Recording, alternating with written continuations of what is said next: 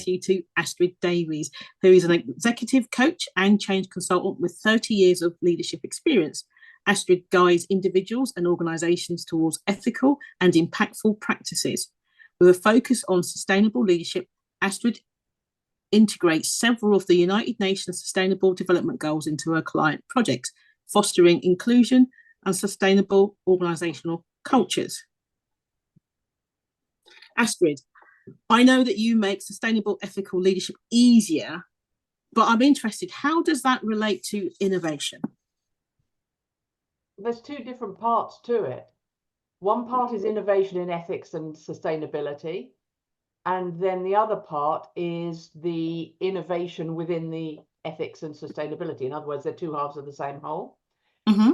If we start with innovation within the world of ethics, you might think that that's a bit old hat, and some people think when I talk about leadership and ethical leadership, it's a bit po-faced and a bit sort of, oh, well, I'm more ethical than other people. It's not about that. It's about doing the right thing.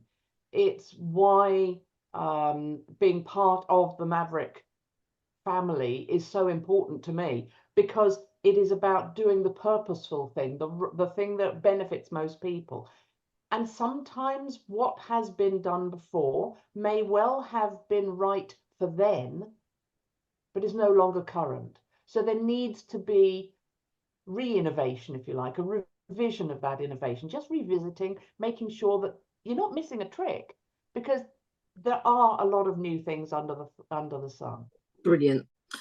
So, Astrid, I'm really curious about sustainability in terms of leadership, because it feels like to make it work, you need to be super innovative, but it looks like nobody wants to be innovative to make it work.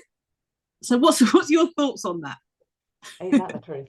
I think that people want to be innovative because they are working in a space of growth. Mm-hmm. And by growth, I mean economic growth. The difficulty with sustainability is that those two things are long-term at odds, it is argued. I think it's really easiest for the innovation to be built in along the way to make sure that you're losing every opportunity you can for disparity, inequality. You're leveling up the playing fields wherever you can, so that more people can benefit from the innovation and the creativity that will be necessary for that innovation, and the other things that will enable them to do as well. Because innovation, not being linear for Mavericks, is around pulling things together from all different directions. One of the beauties of sustainability is that it does enable us to borrow ideas from all over the place, to simplify, but also to cut down on waste.